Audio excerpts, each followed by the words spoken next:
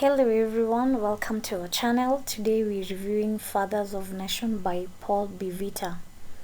A father is a title given to a head, a leader, or a respected member of the society. In a normal situation, a father is expected to provide, guide, protect, love, and care for those under him. Hardly do we expect them to subject their juniors or subject to pain by killing them or their loved ones, destroying their properties, physically or mentally torturing them, starving them, or even abusing them in any way.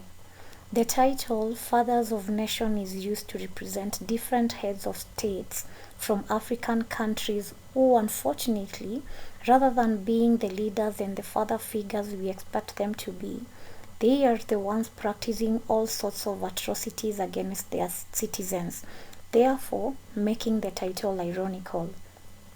A closer look at the text clearly gives one a chance to see a true reflection of the African countries where corruption is rampant, professionalism doesn't pay but avenues like politics do, there is an employment crisis, people dares the government disappears mysteriously never to be seen, anti-government preachers are being shot, there is tribal wars, irresponsible acts of vengeance, rigging of elections, leaders overstay in power, not forgetting leadership revolves around the same families over and over.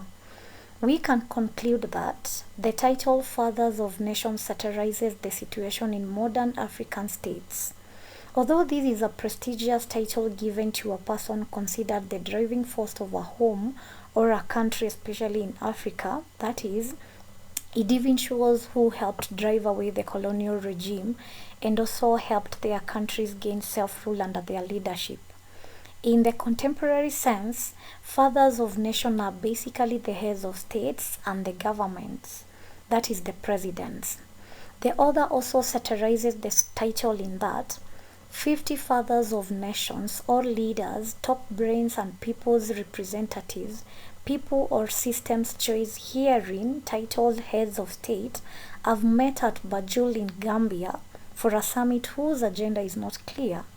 The discussion is neither here nor there, has no head or tail, and two rival groups emerge, that is Path Alpha and Way Omega, each advancing its ideology.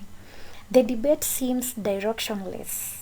What comes out is that the agenda for Africa is set and dictated by the international financial institutions that continue to impoverish the continent. Ironically, fathers who are expected to give directions, provide progressive agendas, give proper leadership and guidance to their children, who in this context are their representative nations and states, seem visionless, clueless, without agenda, and this is what ails Africa. It can then arguably be said that the problem facing Africa as a continent are fostered from poor leadership that have presumably wrapped Africa for some time. Amazingly, these poor leaders are not ready to pass the mantle to vibrant and visionary leaders. Possibly the reason for the longest time ever, 50 years after independence to be precise, after most countries gained self-rule, the continent is still struggling with poverty, ignorance, corruption, illiteracy, impunity, and diseases. The plot summary. Fathers of Nation is a satirical, thought-provoking and humorous novel revolving around modern issues facing African countries. Paul Bivita uses sarcasm to enlighten the reader on the social, economic, and political happenings of African states, with close interest on the wrongs in the African states' leadership. The continent is depicted by the writer as still struggling with the post-independent problems like poor leadership, poverty, disillusionment, tribalism, ignorance, nepotism, and diseases. Instead of solving the existing problems, the states have come up with fresh problems which are equally pulling its citizens behind. Corruption, that is corruption and impunity. The continent is that portrayed as having lost sense of direction and good morals. The novel rotates around the lives of four men from different parts of Africa.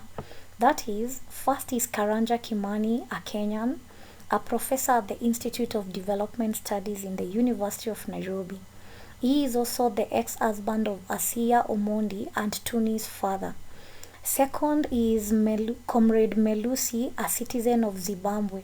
He is a politician and a husband to the late Ziliza. She dies during tribal clashes in their country. Thirdly, we have Chiamaka, a pastor of the church inside Africa, otherwise known as CIA, in Lagos, Nigeria. He is banned from preaching after directly attacking the government, saying, I quote, "It is supposed to take action and not advise itself." He wants the Africa heads of state in the summit to ratify and adopt the document that could transform the continent's economic structures. Fourth, we come across Engineer Saif Tahir, a former employee at the Ministry of Defense in Libya. He joins Feast of Allah immediately after returning from overseas, although it is later dismantled. The four men have initially suffered in different ways under the current political systems in their respective countries. This makes each and every one of them to hold a grudge against the systems that affect them, hence start to press for a possible change. To begin with, Professor Kimani loses his wife Asiya Omondi to a former university colleague, now a politician by the name Newborn Walomu. His daughter Tuni dies in a fatal accident. That is, after the bus she was traveling in got crushed by a truck. The fierce Pastor Chiamaka is jailed irregularly and deterred from preaching. Nobile Melusi is a big-time politician. He suffers in the hands of the new head of state. He loses his wife Ziliza in a massacre triggered by tribal clashes. His Debele people are ruthlessly suppressed and murdered following the head of state's direct orders to launch war on them. Engineer Tahir is broken after his president burns Feast of Allah, which it adores, in addition to the accident, which leads to the loss of his left eye. In addition to the four men, other supporting figures who helped to develop the plot include 1. Dr. Abiola Afolabi, who is abandoned by his American wife Pamela after his family tries to get him a second wife due to their disagreement on getting babies. Dr. Afolabi wants to have 2 biological babies, whereas his wife Pamela also prefers 2 but adopted babies. He is a graduate at Harvard University in the USA. Currently is teaching in the University of Ibadan, Nigeria, and has also authored a book known as Failures of Nations. In initial stages of the novel, he represents himself as the guide to the four men, that is Comrade Melusi, Pastor Chiamaka, Engineer Tahir, and Professor Kimani. His role in the summit is to advise the heads of state, that is the fathers of nation. 2, we have Thaddeus Longwe. He is dissatisfied by the African leadership and tries to enter the summit with the idea of Patalfa. 3, we come across Fiona Mackenzie, a reporter for Gambian News, who is later taken on loan by Voice of Africa, that is VOA. She is working with Nicholas Sentinel, commonly known as the Youth, and their boss Robert Manley. 6, we have Newborn Walomu, previously a junior colleague of Professor Kimani at the University of Nairobi. He is currently a member of parliament and is reasonably rich. He steals Professor Kimani's wife Asiya. And lastly, we have all heads of African states, commonly referred to as Fathers of Nations.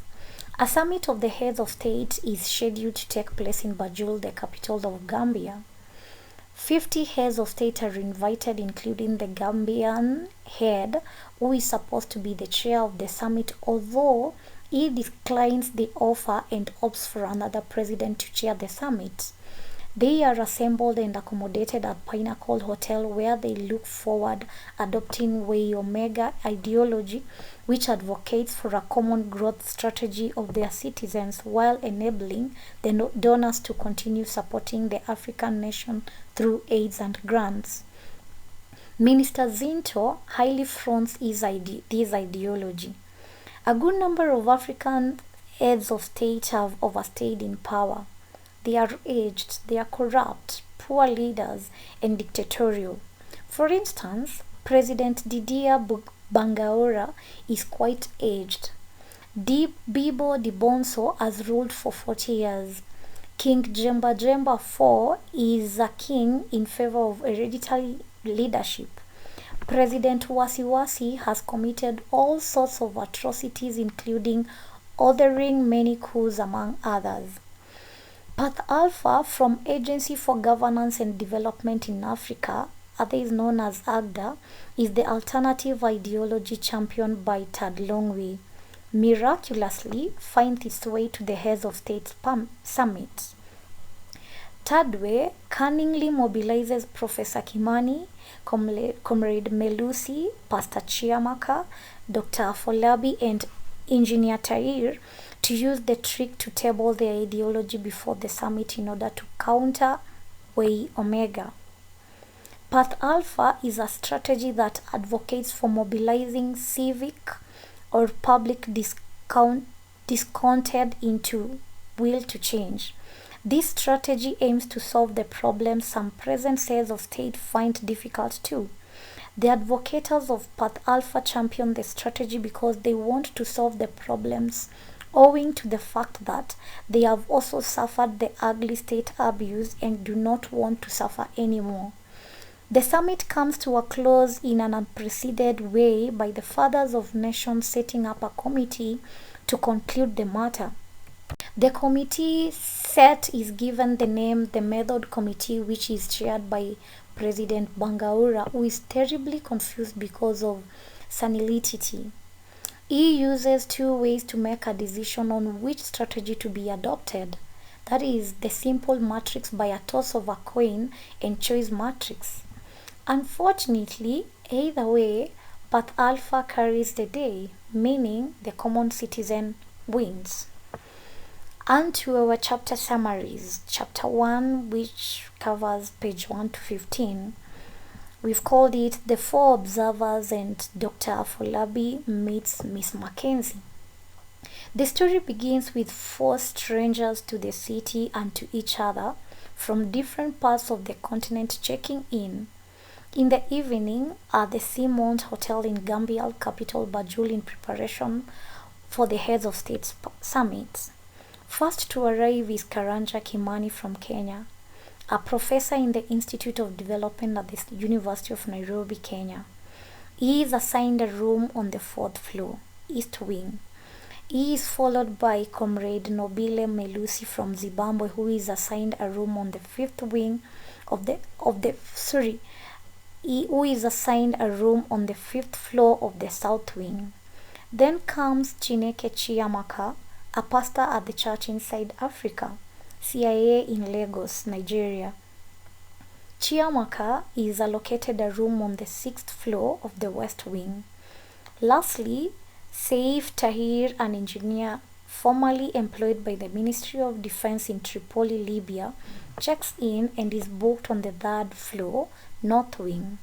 In less than an hour after getting to their respective rooms, the four strangers receive a call from an anonymous caller who identifies himself as a guide and declines revealing his identity to them. He instructs them to open their briefcases using a similar code, that is 1124, which fails. Meanwhile, Dr. Afolabi, aged 45, another guest at the hotel, is in for the summit. He hears someone call him from behind. From the introduction, Dr. Afolabi meets Fiona Mackenzie, a reporter with Gambian News. A Gambian who was adopted by Ian and Alpeth Mackenzie, Scottish missionaries. She is brought up in Edinburgh, Scotland, and is now back in Banjul. She interviews him on his present and role in the summit by the heads of state, that is the Fathers of Nation. He is an alumna of Harvard University in the USA, currently teaching at the University of Ibadan, and has joined the summit as an advisor to the heads of state. He affirms to her that Africans' heads of state are soon going to start a debate at Pinnacle Hotel, a hotel that is 2 streets away from the Seamount Hotel. Soon they are going to discuss a document titled Way Omega. If adopted, Way Omega is expected to change African politics drastically, meaning there are to be no more military coups, no more rigged elections and foul play. Dr. Afolabi is the author of Failures of States, in which he is so pessimistic about African states of affairs, and yet in Way Omega he is very optimistic. The interview ends prematurely after her boss calls her to the office. At Pinnacle Hotel, 49 foreign heads of state are accommodated, happy and ready for the summit. Security is tight. The host opts to have all of them concentrated at the hotel instead of having them scattered in 50 places, which ought to be manned. Although few challenges are noted on how well to take care of them in terms of seating arrangements at the summit and accommodation at the hotel, the reception and settling down for the dignitaries is a success. For Gambians, the presence of so many visiting dignitaries isn't fun, simply because before their arrival, bulldozers are dispatched at night in slum clearance exercise. Roadside kiosks which families depend upon are demolished. Roads get rare layers of tarmac. Checkpoints are sprouted everywhere and water taps dries up because all water has to be redirected to the new water foundation built to mesmerize visitors. Chapter 2, at the Seamount Hotel and the briefcases. A mobile rings at the Seamount Hotel West Wing and Pastor Chiamaka answers it. It is around 9 p.m. The caller wants to find out on his progress. Pastor Chiamaka affirms that everything is fine. The caller further inquires whether the briefcase opened and wants him to confirm its content. Pastor Chiamaka confirms that he sees a letter from Agency for Governance and Development in Africa and a copy of document labeled Way Omega, a copy of Path Alpha, the development strategy that AGDA believes is superior to Way Omega, and that it hopes to slip in and replace Way Omega. He also sees leaflets, pamphlets, and brochures from AGDA and the mobile phone he's using. The caller is still reluctant to disclose his identity and the only one entitled to initiate their conversation between them. The guy tells Pastor Chiamaka that they are on the same mission, so he shouldn't worry. The caller further says he cannot share his name because he feels their mission is still at a very delicate stage. AGDA asked Pastor Chiamaka to be fully familiar with both documents, that is Way Omega and Path Alpha. The caller reminds him that he had seen him at the bar at the Seamount Hotel taking Pepsi.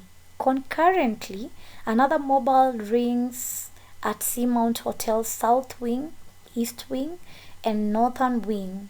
The time now is 11 p.m. Chapter 3, the rise and fall of Professor Kimani Karanja. In a flashback, the chapter unfolds Professor Kimani's life.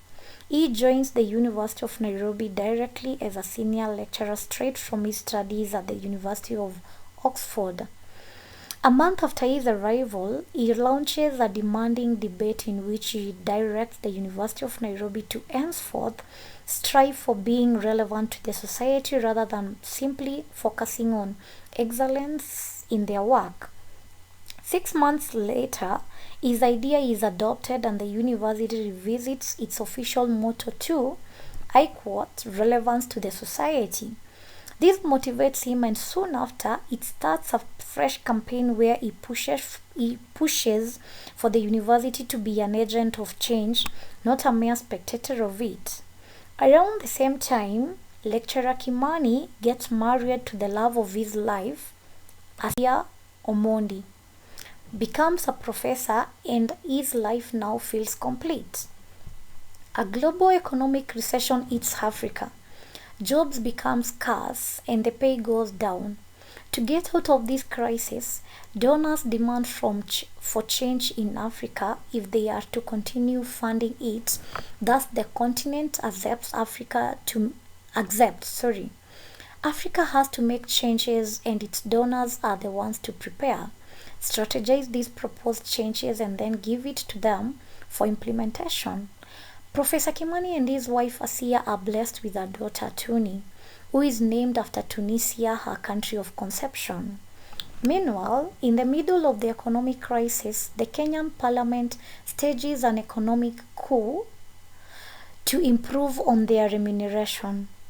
When Professor Kimani starts his teaching career, members of parliament, famously known as MPs, earn less than what he takes home as salary, but after the coup, an MP takes home up to 100 times the income of a professor. A family discussion is underway between Professor Kimani, his wife Asiya, and their daughter Tuni. From the discussion, it's clear that the state has failed terribly in discharging its mandates. Therefore, the only way out is for everyone to be the agents of change. Tuni shares what her instructor told her on why women are likely to fall easy prey to predators as lack of awareness of where they are and what is around them. A look of weakness and helplessness and a temptation to stray lonely environments. The author brings out a comparison between Professor Kimani and newborn Walomu, a professor's former junior colleague and currently a member of parliament. The contrast highlights Professor Kimani to be stuck at the university, although he is doing poorly, while Walomu is doing very well, especially after joining politics, which lands him the MP post. Actually, Tuni, the only daughter and child to Professor Kimani, dies in a road accident after being forced to use public means service vehicle because her father's car is not in good condition. This infuriates Asiya Omondi, the wife. The couple is inconsolable following their daughter's death. 6 months down the line, one fine evening, Asiya takes a step of faith. She faces her husband and notifies him that she would be leaving, that is, calling their marriage off, in order to immediately get married to newborn Walomu, who had proposed to marry her. She entirely blames her husband for their daughter's death. She feels Tuni would have been alive if Professor Kimani had his car fixed, or maybe he was financially stable. She wouldn't have used the public vehicle that caused the fatal accident. She leaves the following morning to newborn's place, to a new home, marriage, and life. Professor Kimani visits newborn's Walomu in his office. A bitter exchange follows, and the police arrive on time to arrest Professor Kimani, who is later charged with, I quote, assaulting a member of parliament, which earns him a 6 months jail term granted by the law. The university in return demotes him from a full professor to a senior lecturer. The point he started at when he joined the university. He is a dejected man. Upon his release, while relaxing in his house, Professor Kimani hears a knock at the door. Outside awaits a slightly aged white man, Mr. Tad Longway. After a lengthy discussion with him, he requests Professor Kimani to join AGDA, whose mission is to question African status quo. He further asks him to follow Path Alpha, a strategy built on the idea that a present public discontent expresses itself in acts that cancel out instead of adding up. Path Alpha aims to correct the abnormally by mobilizing civic discontent into will to change. Mr. Tad Longway tells Professor Kimani if he joins Path Alpha, he would go down for orientation at their headquarters in Cape Town, and will also attend the next summit of African heads of state in Banjul, Gambia. The loss of his daughter, desertion by his wife, mistreatment by his university, and the state had tested him hard and long. he had reached the boiling point. He enlisted as a member of Path Alpha the following day. Chapter 4. The Voice of America VOA Contract. Miss Fiona Mackenzie boards a taxi and leaves the Seamount Hotel to her office to see her boss, to whom she had promised to meet in an hour's time. She doesn't get there on time, following numerous roadblocks on the way. On arrival, the boss informs her of the urgent need to pull her from her assignment at the summit at the Pinnacle Hotel and join Voice of America on 2-year loan from Gambia News with immediate effect. She then proceeds to a new assignment. She is received in the office by a new boss, Mr. Robert Manley, chief of the bureau, who introduces her to her staff mate. A new arrival from America, Nicholas Sentinel, a communication technician. They start their job immediately. A summit of Africans' heads of state would begin shortly at the Pinnacle Hotel. Sentinel has records of many proceedings in Gambia, including Miss Mackenzie's interview with Dr. Afolabi is secretly obtained using the silent listener, it is a real-time multi-phase mega channel analyzer, more of an array of radio tuned to all wavelength, from 0 all the way to infinity, so as to catch all aired transmission, including aired messages on daily basis. From the recordings, Sentinel confirms that there is a man talking to a total of 4 other men. Miss Mackenzie is taken to a new office before Mr. Manley rushes to a meeting at the Ministry of Foreign Affairs. Meanwhile, Dr. Afolabi tosses in bed sleeplessly for nearly an hour before he finally dozes off. His phone rings. He answers it. It is Miss Mackenzie, who asks to meet him. He comes out to meet her but does not find her downstairs. As he turns to go back to his room, he hears a voice of a woman crying out for help. On a closer look, the young woman of about 30 years is in company of a man. The hotel attendants look detached and turns a blind eye to the whole drama. To his surprise, he recognizes the young woman being whisked away as Mackenzie, whom he had met earlier in the day, and the lady he was looking for at the moment. She shouts out his name, and this strikes him to rush to her aid. Dr. Afolabi faces the alleged abductor, who says he is Leo, otherwise referred to as Liberian Mola. A fight between Leo and him erupts.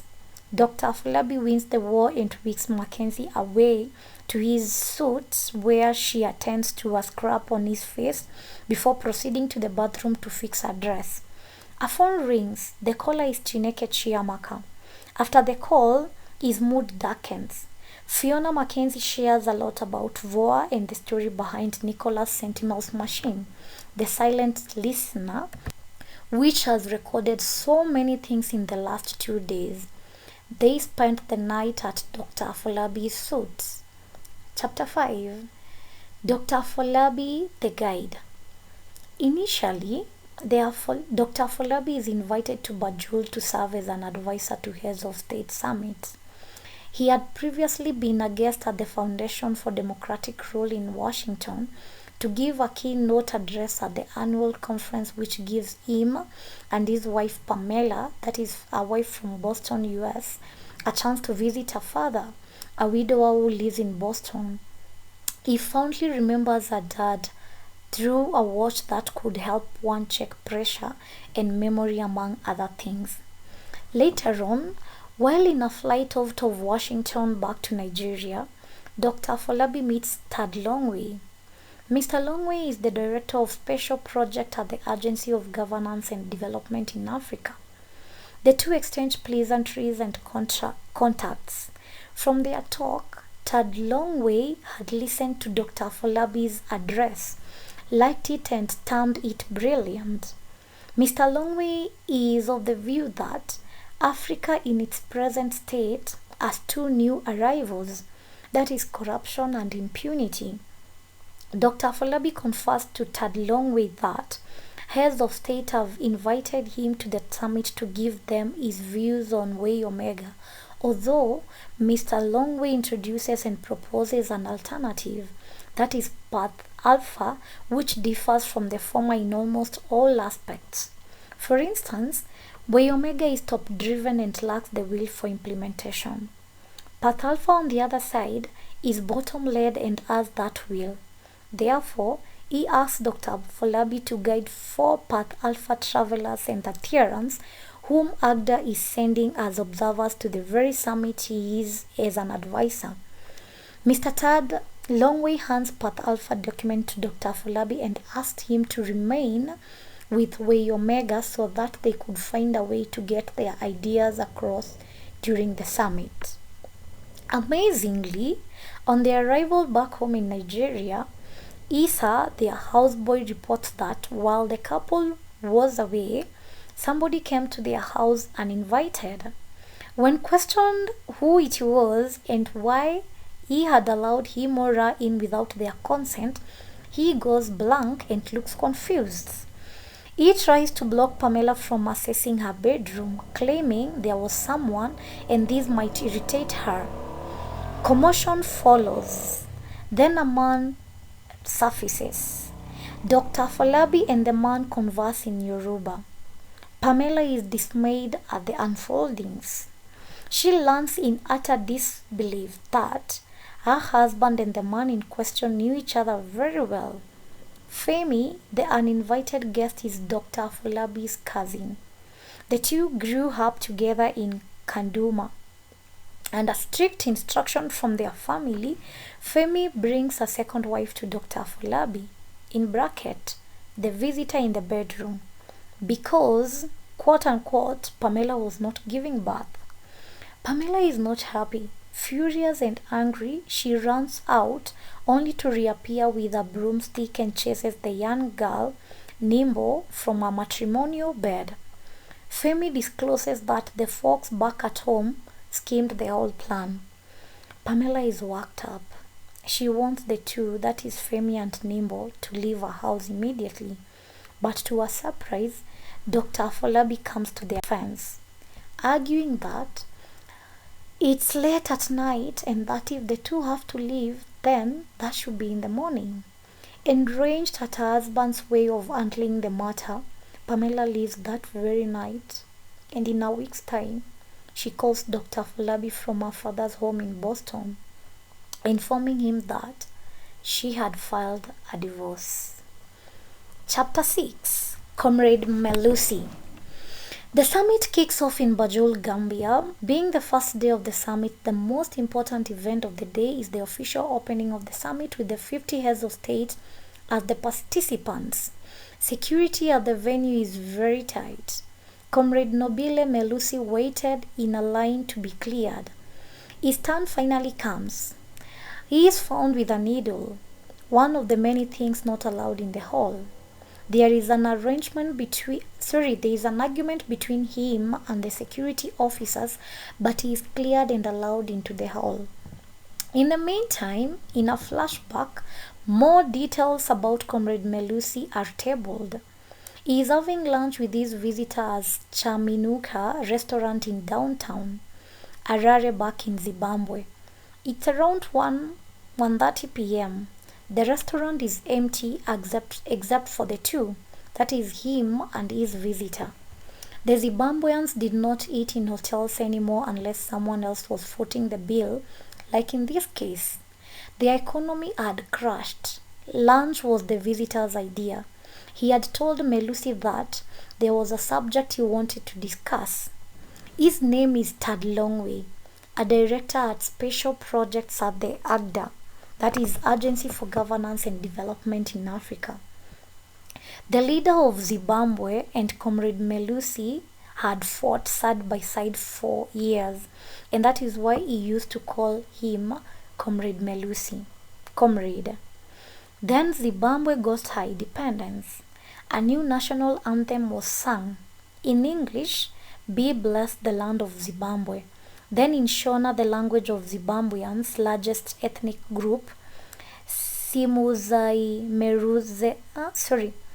Simuzaimereza, Zimbabwe. In Ndebele's Melusi's mother tongue, Kalibusweli Ilizwe le Zimbabwe. National motto was unity, freedom and work. After all these, the new ruler did not appoint Comrade Melusi a minister after fighting for Zimbabwe together. The ruler Ashona threw Melusi Adebele out of the government and deemed him an opponent. The leader of Melusi's group was sacked. When this news hit southern Zimbabwe where Adebele lives, anti-government riots erupted. People went on rampage and attacked every government supporter foolish enough to come to their side. Vigias then followed. It swept in the area the 5th Brigade, better known as Gukuruhundi, Shona's word for years rainstorm that washed chaff off the fields so that soil tilling could start. It washed off the Ndebele's rebels like chaff. All this happened while Melusi was still at work downtown Bulawayo, the capital of Ndebele. Comrade Melusi's wife Ziliza was one of those killed in the government's execution. The ruler Ashona could not trust anybody away from his Shona tribesmen. To him, all the Beles, Melusi included, had become rivals. The man had changed according to Melusi because he wanted to be a life president. At the moment, Comrade Melusi takes the visitor to Muponda restaurant at the northern edge of Harare, for he had asked for traditional food. Melusi initiated an opposition group, the New Independence Party, NIP, and ran for president just to irritate the ruler. The ruler got 99% of the votes while Melusi and all other candidates shared the 1% in the elections. Elections had been preceded by a drought, the worst of the time until the ruler declared it a national disaster.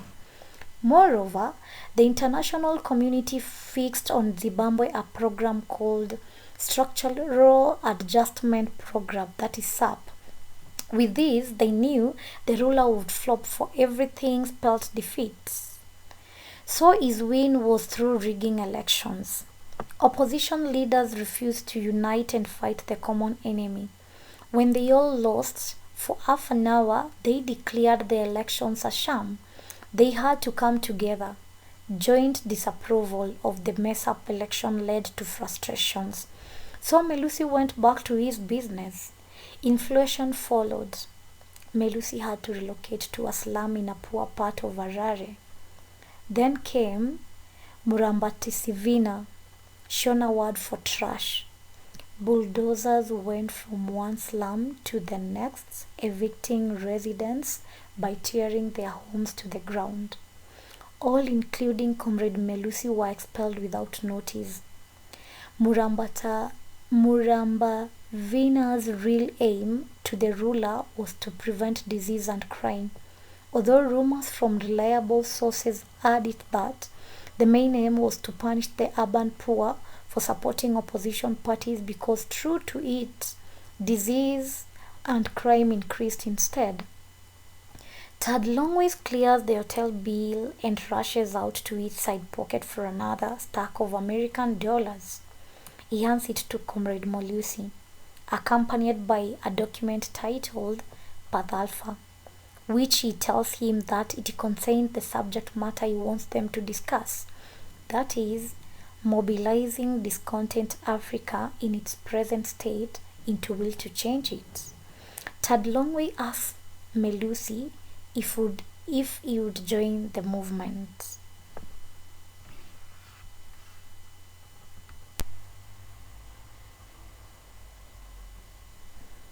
Chapter 7. Before the summit. Before the summit begins, the hosting president goes around from guest to guest to create rapport. He first goes to the president of Nigeria because of what is discovered later on as the pulse of influence, pure power, technology, simple alliances with one or more of the other poles and persistent stubbornness. He shares light moment with the 70-year-old, a full general but now retired. Pastor Chiamaka sits in a back row among the observers following the summit keenly and quietly. He then moves to the President of South Africa, then to the President of Kenya, for he knew the strategic importance of associating with the two countries after Nigeria. Professor Kimani is at the back of the hall watching the President of Kenya. He proceeds to greet the Zimbabwean President. In equal measure, Comrade Melusi, now frowning at the man from a seat at the back row, aids his president intensely.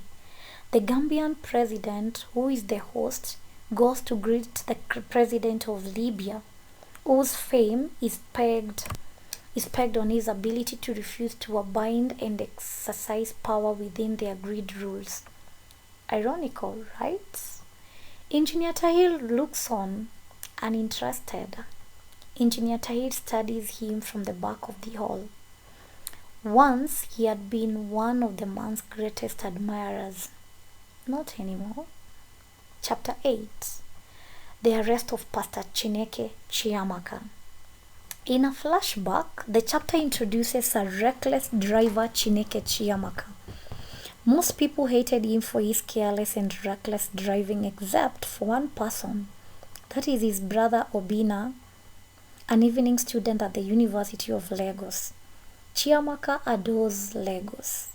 One evening, after dropping off his younger brother Obina, he was to drive to his office at Earth Movers Limited. Unfortunately, by taking the route he chose, he drove into trouble. He drives against the flowing current of vehicles and ramps into a main machine, a fire engine, massive and unstoppable. His Mercedes flies off the road and spins in the air several times before landing on the road again. He escapes without serious injuries. The fire engine was nowhere. Not a single motorist stopped to check on him. That was the norm in Nigeria. Motorists never stopped at an accident scene on Nigerian highways. Because of the many miracles he had witnessed, he turned to religion and becomes a preacher. With time, he acquires preaching skills. He preaches everywhere. One Sunday, he gives a very powerful preaching captioned, "God is watching you." The sermon is excellent, witty, and persuasive. The following Sunday, he diverts to a totally different matter, combative. He preached about the government's failure to deal with the issue facing its nation. The following morning, that is on Monday, police picked him up and for the next 2 weeks, he shared a rat-infested cell with smelly inmates. At the beginning of the third week, his jailer set him free. However, his luck is limited. The police banned him from preaching. 2 years later, a deep voice calls him, I quote, "Listen to good news about Africa." Good news for change. Now good news about Africa is hard to find and difficult to hear. So listen carefully. AGDA has just come up with a fresh approach to Africa's development. Path Alpha. Pastor Chiamaka did not hear more. He signed. Chapter 9. Engineer Saif Tahir loses his left eye. After graduating from Abdelaziz Academy in Tripoli, Libya, Engineer Saif Tahir leaves Libya for University of Paris where he studies weapon development. He returns from overseas, that is France, on the day the leader of Libya is celebrating his 20th year in power. The leader's opponents are not happy with these celebrations. Engineer Tahir dismisses them as, I quote, "cockpots left alone and ignored." He believes the ruler has the right vision for Libya and so he is the right person to rule it. He fully defends him and joins the feast of Allah. In a happy coincidence, The leader of Libya adores it, ensuring they lack nothing. Al-Qaeda strikes on the American soil. The leader of Libya knows America would retaliate, and not necessarily with bounds of reason. He scrambles his bases to shield Libya from American revenge, which forces him to dismantle the Fist of Allah itself.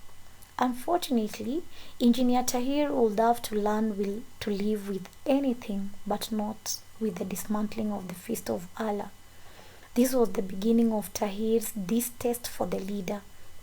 The dismantling of the Fist of Allah was an offense so dreadful that it was eternally unforgivable. Angry beyond words, Engineer Tahir now hates the man he had once liked. No longer his hero, he becomes a villain. Dismantling of the Fist of Allah coincides with the peaking of the unrelated crisis, what he terms as the accident.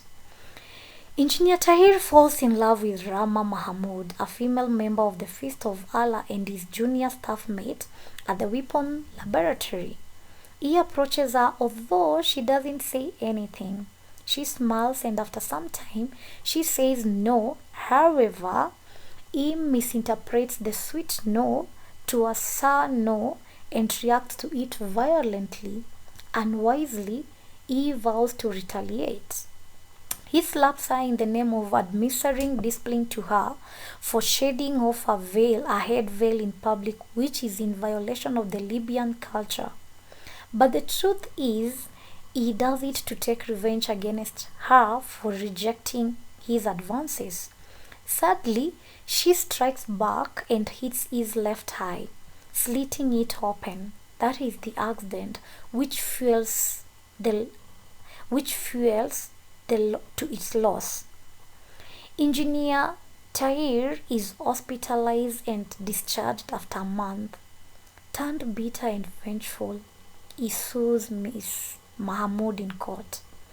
After proceedings, a ruling based on Hammurabic verdict is agreed. That is, I quote, an eye for an eye and a tooth for a tooth. With this ruling, Rama Mahmoud also loses her left eye through surgery. Engineer Tahir sinks into deep gloom. There were two reasons for Engineer's gloom. One was objects, forcing and lifeless. He got it after losing an eye in what he used to call the accident. The other was the effect, deep and awakening. This he got when he decided to have an artificial replacement for the eye he had lost. He refuses to shake it off, even after friends talking to him. When they, that is friends, persistent, he leaves Tripoli and moves to east to live alone in Benghazi. While at Benghazi, Engineer Tahir runs into a green-eyed stranger at a side cave. The two get talking, mostly about the history of Libya. One such story was that Libya was inhabited by Phoenicians and Greeks. The other man says he's a Berber. The two hold long conversations about Libya. The visitor introduces himself as Tad Longway, describes the mission that had brought him to Benghazi, and Engineer is enlisted on the spot. Chapter 10. The Seamount Observers and Dr. Afolabi, the guide. They meet. After lunch, Miss Mackenzie goes to see Nicholas Sentinel in his office. She is told to meet the silent listener, and from its recordings, Nick says that there could be something fishy going on at the summit. A secret agenda by people whose identities are yet to be figured out beyond their needs. There is a network of people he refers to as nodes. 4 nodes which are connected to each other. In addition, there are conversations over cell phone between a man and 4 others. Although the man knows the name of the 4 men, he insists on being referred to as a guide. Their leader, a fake name. It turns out the guide is a hub node, then those other nodes are the 4 men.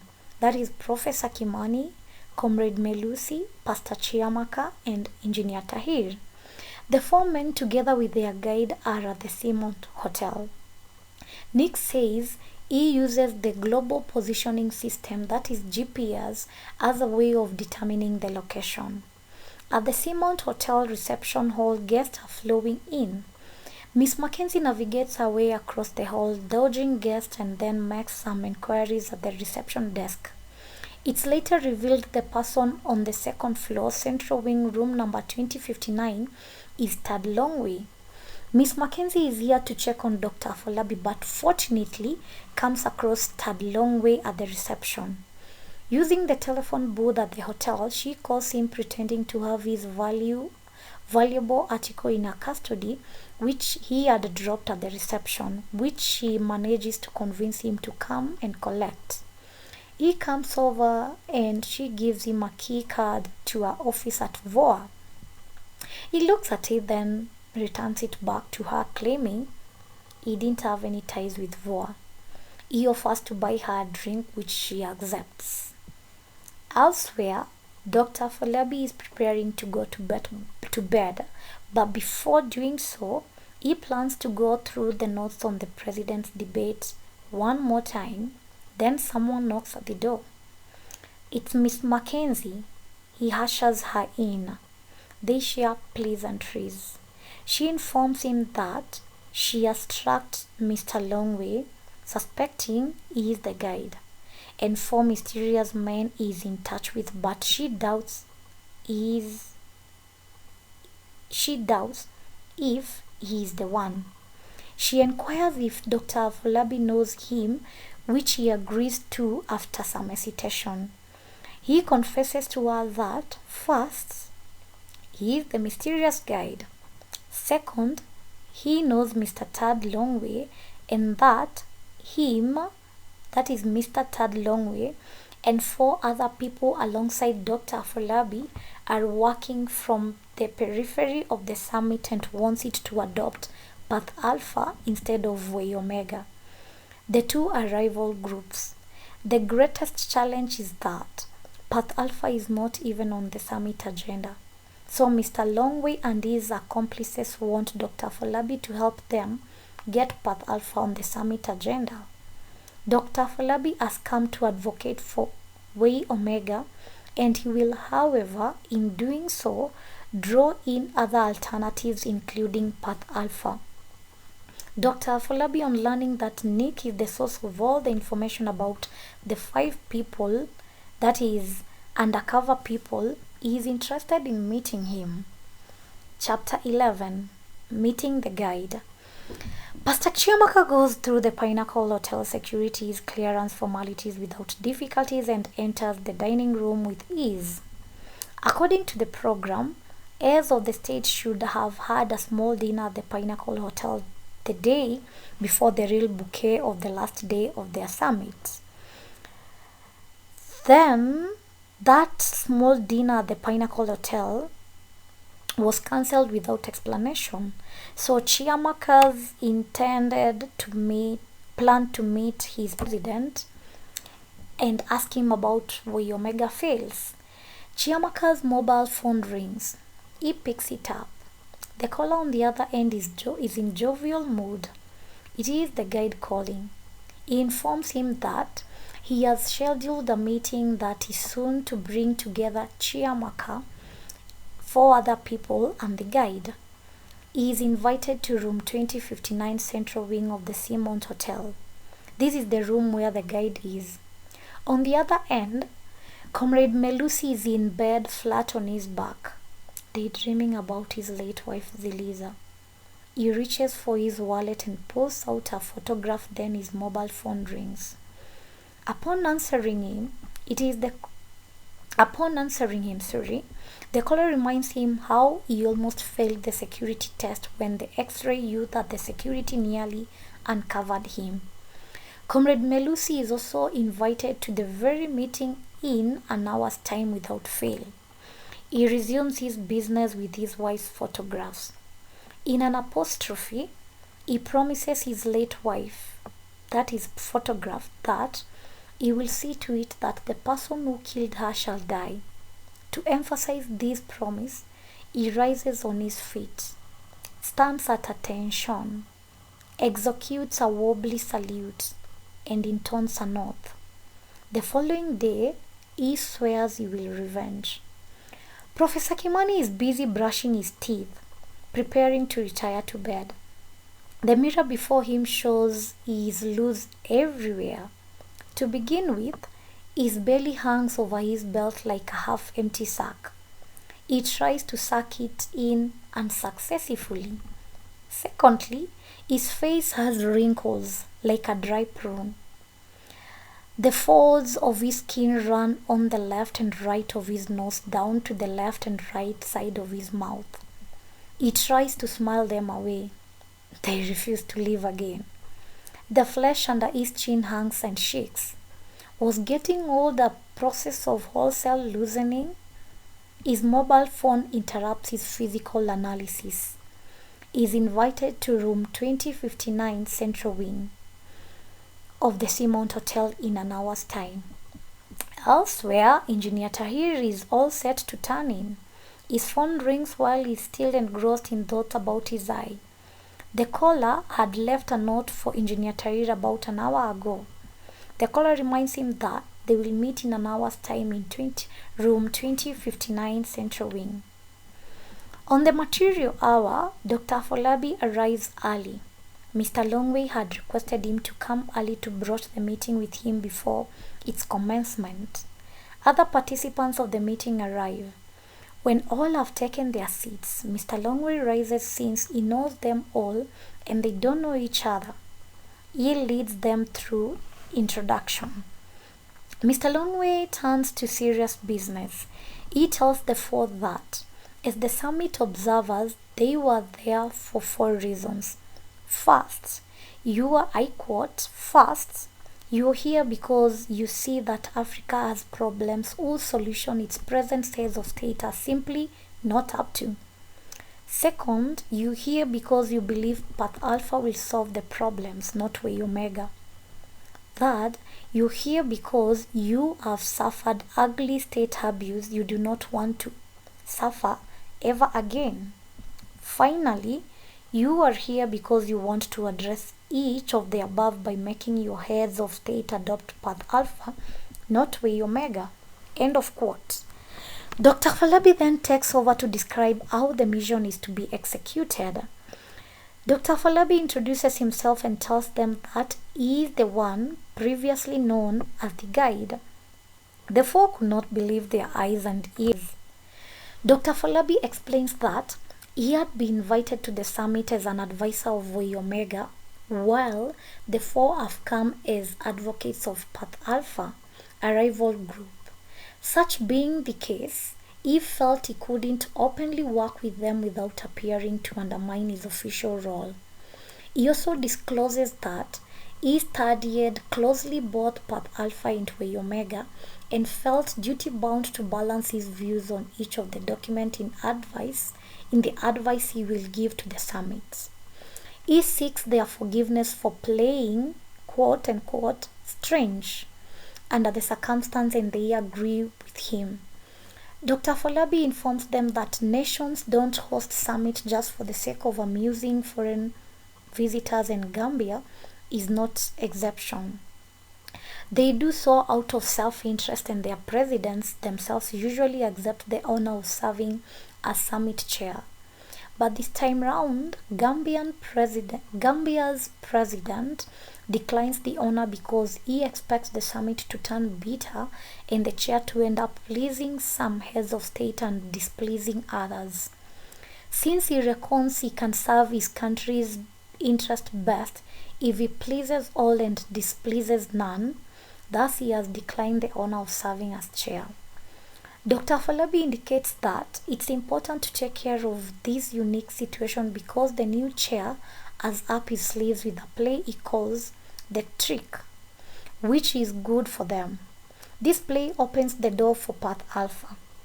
Dr. Afolabi proposes that they go and think about the whole thing so that the following day in the summit, during the speaker's microphone session, They raise the issue at hand when they will have a chance to come to face with their heads of state and mold the heart of the past into wishes for a better future.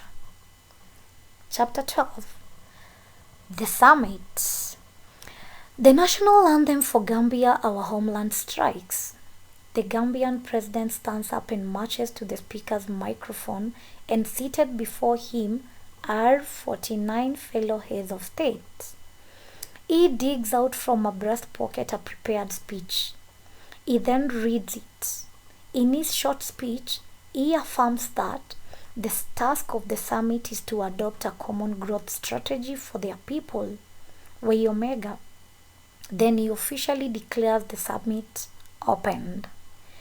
Miniko Menkiti, president of an important African country, is the chair. After the Gambian president declines the privilege, now seated in the middle of the dais, on his left and right are other summiters. Mr. Tinku Nzinto on his right, a minister of development planning in an island country, and on his left, Dr. Abiola Afolabi, an advisor to help the summit along if asked to. The chair calls Mr. Tinku Zinto as the first speaker. He underscores the need for change and is in support of Way Omega. Dr. Afolabi is the next speaker. In his 7 minutes, he makes 2 requests. 1, to share the 7 minutes with the 5 friends, and 2, he presents another document he would say something about if given 15 minutes. The chair accepts the 2 requests despite protest from Mr. Zinto. The document titled Path Alpha is distributed. Dr. Afolabi, as requested, shares his 7 minutes with his friends who want to greet the summit. Tad Longway, Chineke Chiamaka, Professor Kimani, Engineer Tahir, and Comrade Melusi, who air their views. Comrade Melusi during his time does not speak. He marches to where the ruler of Zimbabwe is. He wants to avenge the death of his wife, Ziliza. Havoc reigns in every corner of the summit hall. Only after great effort does the chair manage to restore order.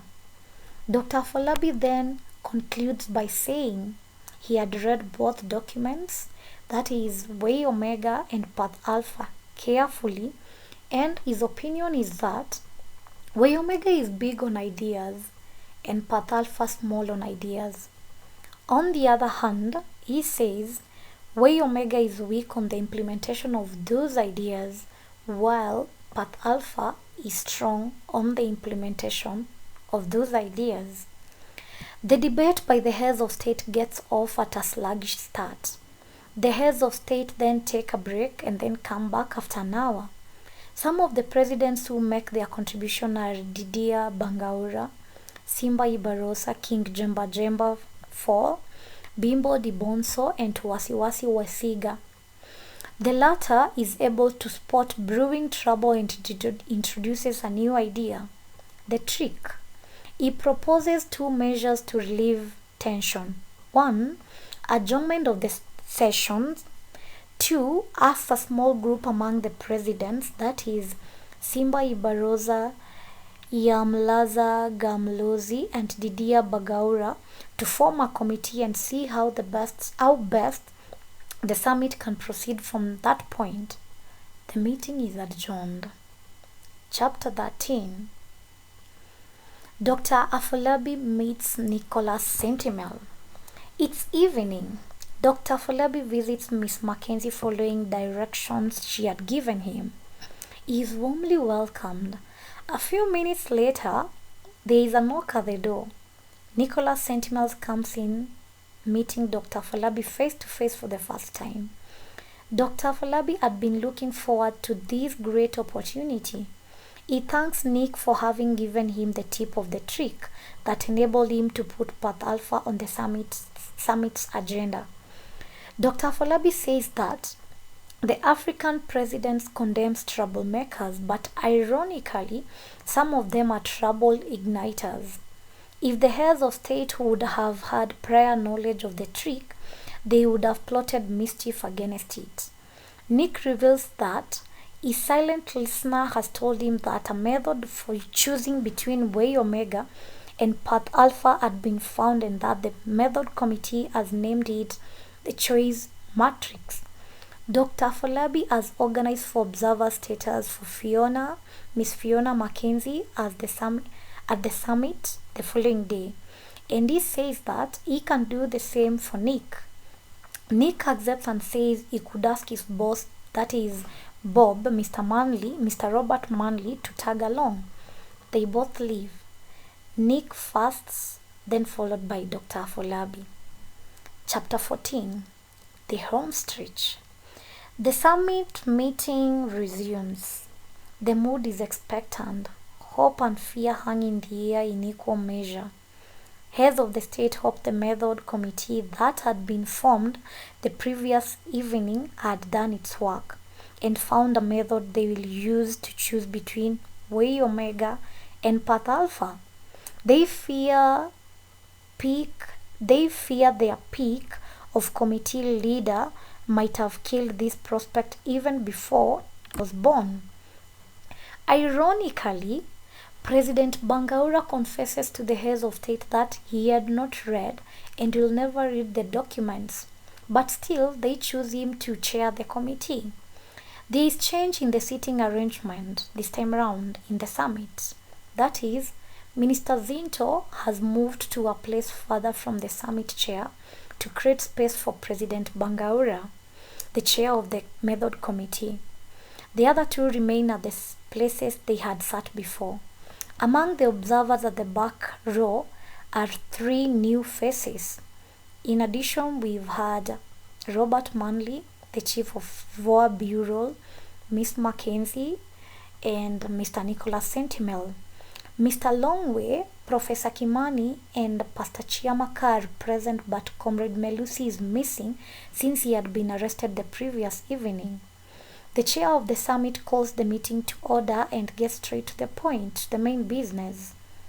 He asks the chair of the method committee to present to the summit the findings on the way forward on choosing between Way Omega and Path Alpha.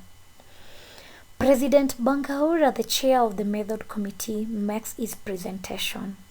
The method they had settled on as a committee was a table with 4 cells. They called it the Choice Matrix. He further gives more details and explains how the method works, although Minister Zinto questions it and terms it a total nonsense. Dr. Afolabi also petitions the method. He says the Choice Matrix sounds complicated. Trouble looms. Sensing trouble, the chair quickly moves in to avert trouble before it erupts. He asks members to break for 15 minutes for a breather. When the summit resumes, the breather seems to have worked. It had rejuvenated the old man, that is the chair, with second round youth. President Bangaura picks up from where he had left. He calls the chair of the summit, Minister Zinto, and Dr. Afolabi in front to where he is standing and tosses a coin. From the 2 tosses, it is decided and declared that Path Alpha was the choice. To cap the meeting, Pinnacle Hotel informs the summit that it has organized a closing ceremony on the mezzanine floor. The summit is then declared officially closed. President Dibonso challenges the decision that Path Alpha has won. He also challenges the method used. An argument between him and the chair begins. President Dibonso pulls out a pocket-sized pistol. The other heads of state scramble to hide under their desks. The summit chair presses a panic button hidden under his desk. Commandos armed with machine guns burst into the summit hall. They cock their guns. President Dibonso disables his little gun, hides it away, and then slips through an emergency exit. All other heads of state rush to the exit, swearing not to return for the summit's closing ceremony. Sorry. The commandos then escort the chair out of the summit hall. Mr. Manley and Nick leave for their places of work. So is Dr. Afolabi and Miss Mackenzie. Mr. Longway and his 3 other men, that is, Professor Kimani, Pastor Chiamaka, and Engineer Tahir, are last to leave. But before doing so, they hug and cheer. Against all odds, their path alpha had carried the day. Thank you very much for listening and for supporting us all through. Remember to subscribe, watch, comment, share, and also watch out for A Silent Song and Other Stories edited by Godwin Siundu. Parliament of Alls. Thank you and bye bye.